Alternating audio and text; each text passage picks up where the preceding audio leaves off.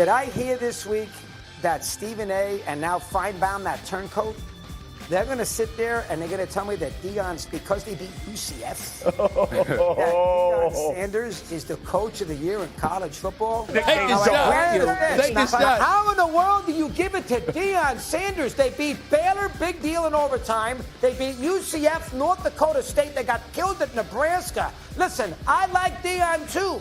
He gets great ratings. He's got personality. He's done a great job. I get it. But let's take it easy, Steve.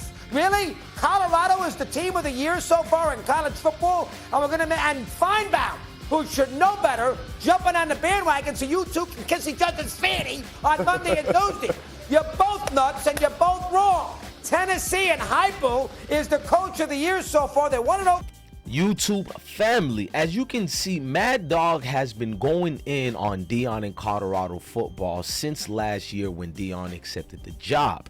Now, I like Mad Dog, but the proof is in the pudding. You guys can see all these clips, how he goes out his way to never credit Deion Sanders in them. Now, we're about to start this video with receipts and everything, and I want y'all to know I love Mad Dog, but I'm just being openly honest. It doesn't mean I hate him. So let's go to the receipts. Even this guy right here, Marcus Spears, former Dallas Cowboys, was so shocked in belief that Paul Feinbaum actually was going to bet on a game in favor of Colorado because of his hatred, deep hatred for Oregon University. And I guess he lost a bet when they played Nebraska last year. I mean, when they played Oregon and we lost to Oregon. This is how the origin story of Mad Dog started hating on Deion in Colorado football. I'll do something there.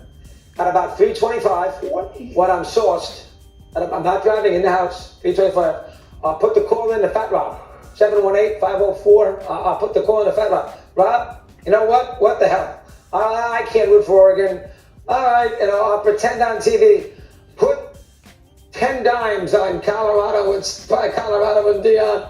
That's been the game. So by 3:25, I'll be sitting down with my shorts, little t-shirt, cocktail. I'll have the other half of gummy. Oh, you save it for later? I'll have half. I thought you were just rationing it.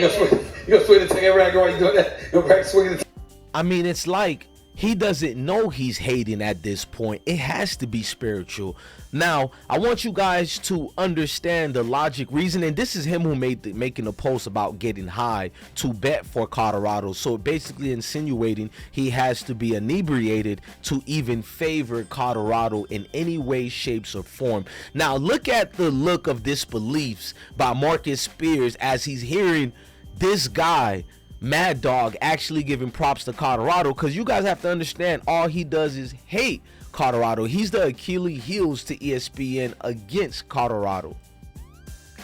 10 dimes on Colorado. It's by Colorado and Deion. That's been the game. So pull in the Fat Rob, 718. A gummy. I'll cut a gummy in half. Keep listening. I'll cut a gummy in half.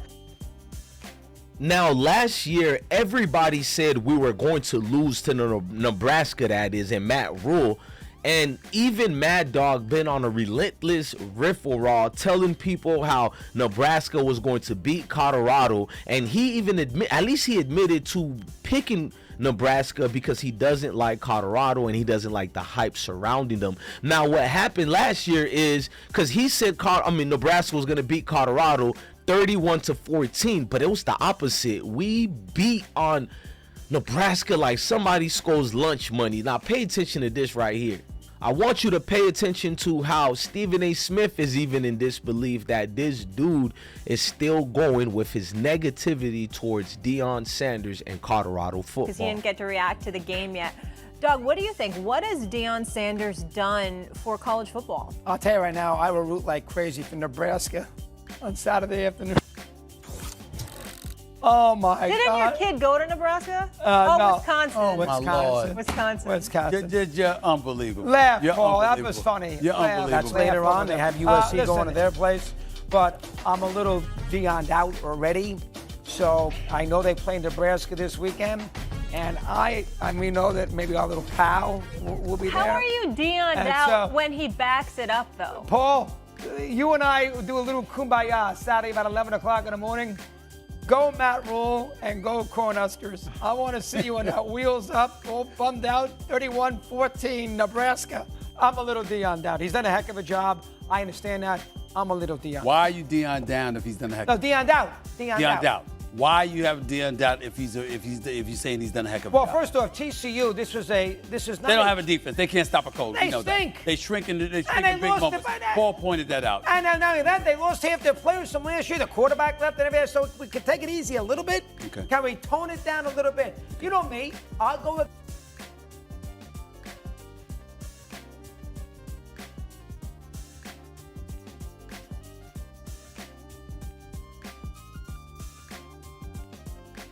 Now, as you guys can see here, Paul George gave respect to Stephen A. Smith. He wanted to learn from the best. Stephen A. ain't the best to me, but Paul George nonetheless wanted to learn from Stephen A. Smith.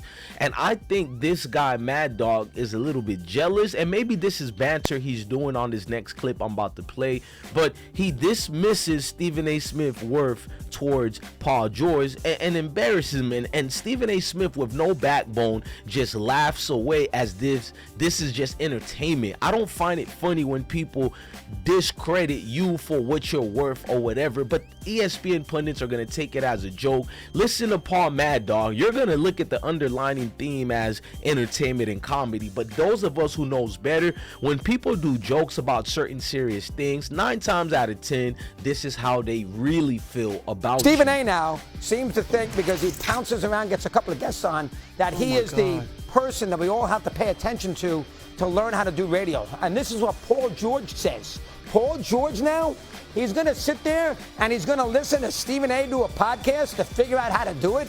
Really? Really?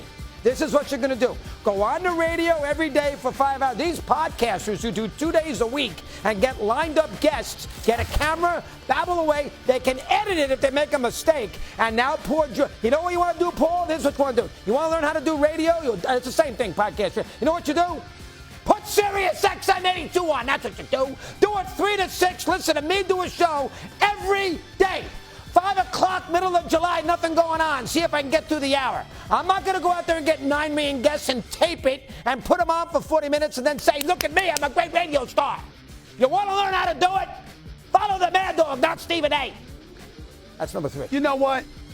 Look, at the end of the day, I'm still going to watch Mad Dog because he's a fresh of breath air as far as he doesn't lie when it comes to sports and how he feels. Even with this Deion Sanders situation, he's not lying. He's a hater and he's not sugarcoating it. I can somewhat respect it, but on this video, I have to call him out, which I'm about to do right now. You guys smash the like button, hit the notification bell. We spare nobody. We are DJ Bless One, the best one. Thank you for supporting the platform. Love your family, love your kids, and stay blessed. Let's start this video the right way, because at the end of the day, I see the jealousy and hate. And you know what? I see the jealousy and hate. I see the jealousy and hate. Fuck that shit, we gon' be straight. Hold up, bitch. I see the jealousy and hate, but I got shit up on my sleeve. I see the jealousy and hate. I've been broke so many times, I don't know what to believe. Mama say it's my fault, I wear my heart on my sleeve. Niggas bless up on my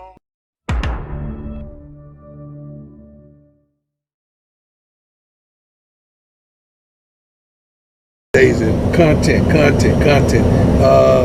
Make sure you subscribe to this channel. Because we're on a mission to get him 1 million subscribers before the season starts. We need a million subscribers, and if you subscribe and get somebody else to subscribe, we will eclipse that quickly. But if you do that and you prove to us that you've done that, we're gonna give you a call. All right? We'll give you a call. We'll do that. We'll make that happen, or we'll go live. So, ESPN Mad Dog, come have a seat with me. ESPN Mad Dog decides to continue this relentless attack towards Colorado football and Deion Sanders, but he does it different than everybody else. And before I get started, let's talk a little bit truth here. I like Mad Dog. I like everything he does except for when he talks about Deion Sanders. I like people who plays devil advocate, but he literally plays the devil advocate that is when it comes to Deion Sanders. Now, to go in depth into more things that this gentleman did, I have to give you some more descriptions and explanation. They're having a regular show that's not even about Colorado and Deion Sanders like that. It's really about college football as a whole and two other teams that's not even Colorado football. But they literally mentioned Colorado for briefly of maybe 6-7 seconds, how they did good and proving a lot of people wrong. Stephen A. Smith, the cowering Mickey Mouse puppet known as Goofy, because he's the new Goofy for Disney. So Goofy Stephen A. Smith, he said something like, whoa, those guys are changing the minds of everybody. Something to that extent, not verbatim, but to that extent. Mad Dog's interrupts and inputs and reiterates what he's been saying for the longest time to Stephen A. Smith. He's like, Stephen A. Smith, calm down. Basically telling Stephen A. Smith, you're doing too much celebrating Colorado. First of all, Stephen A. Smith doesn't celebrate Colorado. He gives open backhand compliments. He'll say one or two good things about Deion in Colorado, but have 30 other things negative to say about them. Ladies and gentlemen, that's called someone playing the fence. He knows Deion Sanders is a friendship he needs. He don't want to tear that relationship up. So he'll play it off as if he's coming off as a friend, defending his friend, but also... They've won one game. Prime time like Deion. Oh, I'm a little burned out. Why would you be burned out before week 2? Since day why one. Why would you be burned out before week 2? He backs it What, up. could you at least see him play in week 2? I mean, damn.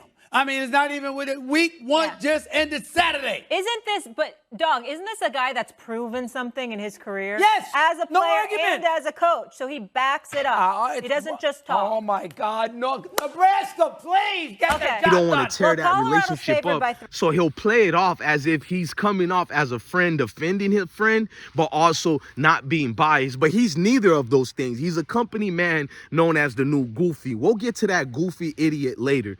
Let's stick to Mad Dog. Mad Dog, I'm having an open conversation with you, bro. Mad Dog, I refuse to look at you like I look at all the other pundits who are clearly biased because of racial tendencies. But with you, I need to know that the same contagious virus affected your mindset too, because what's up with you? Not one time you can give these guys props. And you seem like one of the good ones. Or is it that I'm blindly blind over my biasness for Mad Dog that I can't see? He also has the sickness of the racial tendencies. Every day it's like Colorado could do no good for guys like you, Paul Feinbaum, Jason Whitlock. I just seen Jason Whitlock talking about, oh, guys, the unexpected happened. I'm surprised. I'm actually giving props to Deion Sanders. And within the same breaths, he goes right back again attacking Deion. It's like you guys are going against your grain just to be against Deion. It's like, the better nature is to, let me just give this man props. We all were against him, but it's not good. So what Mad Dog says is to hide his racial tendencies, which I'm not calling him that. We're having an open dialogue. What he does is, he insinuates that the college community is not giving Indiana its props. Indiana has always garnered props. Let's get that out the way. I'm a football aficionado. Indiana is not the greatest of teams, but they have always been upsetting the top level teams, such as Ohio State. They've been beating, and many other teams in the Big 12 and even other conferences, not just the Big 12, the Big 10, even some from the SEC. I think that was way long ago when I was a kid, but you get what I'm saying. You get the gist. Colorado hasn't been relevant in over 20 years. I will bet the ranch and I will move crazy for the buff on Saturday afternoon. And now here, I'm going to move like Alpha Bo next. I want to be clear. But You're on doing TV, this all by I'm gonna move to yourself. Colorado. You're just going to hang out by yourself and do all this. I'm an only child. I'm my favorite company. Yes, I don't want to hear anybody. My favorite company. That explains a lot. You're an only child. Right. And he never. Remember what he just said? I'm my favorite company. That's something you No, would say. that's not what you should be focused on. The gummy? Like, that was way long ago when I was a kid, but you get what I'm saying. You get the gist. Colorado hasn't been relevant in over 20 years. That's 2 decades, ladies and gentlemen. Indiana has been making the news in the last 2 decades. But Mad Dog wanted to insinuate that Indiana is the real Cinderella team. They're the real surprise team, not the team that has never won, which everybody called garbage. They shouldn't get praised at all. It should be Indiana. As if Deion Sanders forced the people to like him. As if Deion Sanders forced the good people and the bad people to keep watching him. You idiots watch Deion Sanders. You claim we're so trash. Why do everybody talk about us? But the same people complaining are the main ones clicking, watching, commenting, therefore showing Deion Sanders. I'm going to make a video about Deion Sanders letting you idiots know we're worth the hype because we earned the hype. But let's keep going forward to Mad Dog. I find it funny how you jumped over Colorado's significant improvement, losing for over 2 decades, never winning. Nobody ever talked about Colorado football. The only time they talk about Colorado football is when Cordell Stewart has some type of drama going on, or when Jeremy Bloom used to play for Colorado. To me, Jeremy Bloom is the real superstar of Colorado, because the NCAA football never let that young man reach his true potential. He had to leave college football because he was a 2-sport star. He was a great snowboarder, skier. You know what I mean? He was super great, to the point he made the Olympics. But during the time the NCAA said he's making extra money, we can't have, which was stupid rule, especially in the vast ruling generation of NIL deals. But let's fast forward. For Mad Dog to go in this with-for-all attack vehemently towards Deion Sanders the way he went, he unleashed a lot towards that man. That should let you know the mindset, how they feel about many of us, and how they can't get out of their own way when it comes to Deion. I'm telling you. This week that Stephen A. and now Feinbaum, that turncoat, they're going to sit there and they're going to tell me that Deion's, because they beat UCF, that Deion Sanders is the coach of the year in college football. Mindset, how they feel about many of us, and how they can't get out of their own way when it comes to Deion. I'm telling you, this is spiritual. It's deeper than football. It's bigger than football. I've been telling you guys that for the longest with nothing but receipts and facts. But it's still going to be somebody saying, you're racist. Notice the racist and evil people of this world will call you racist when you say the sky is blue. It's true. They go out their way to put this lie on my name. When majority of people who run my channel, who are well, not run it, but the moderators who love my channel, they come with all ethnicities. So clearly, I'm very open to everyone in this world.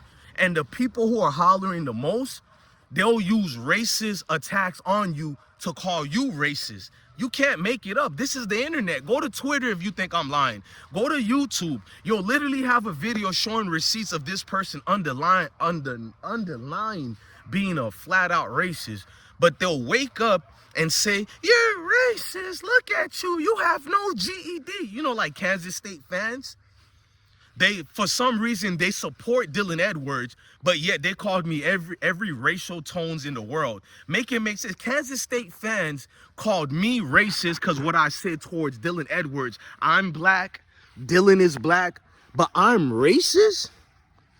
I'm black, Dylan Edwards is black.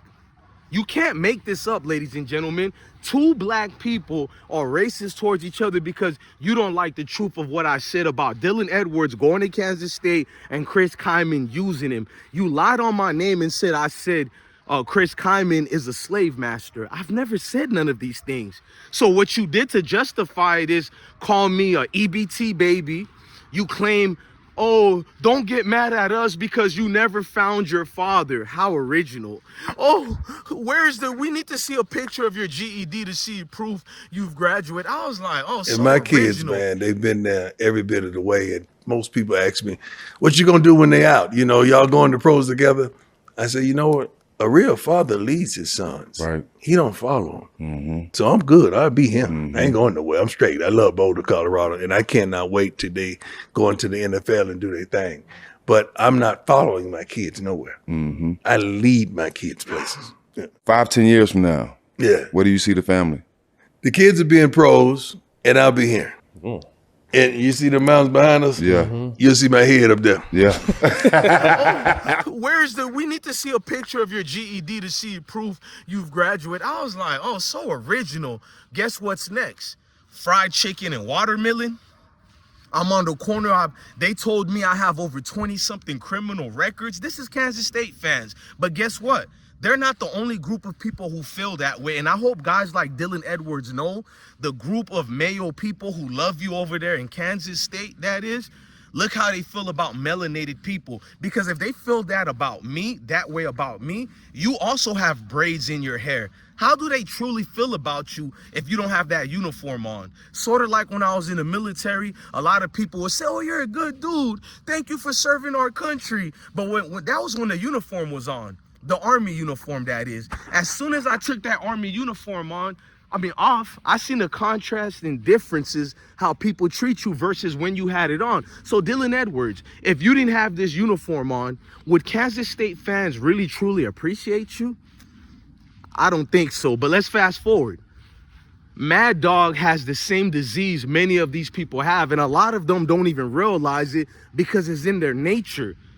It's something spiritual that forces them to go against the grain when it comes to complimenting anyone who looks different than them. I just got to be factual. I don't think Mad Dog is a racist at all. He's just proving my point, how it's deeper than football, it's bigger than football, because he has to be the Achilles. You know what I'm saying? He has to be the one who plays the bad guy role, sort of like Rashard McCants. I have no issue with that.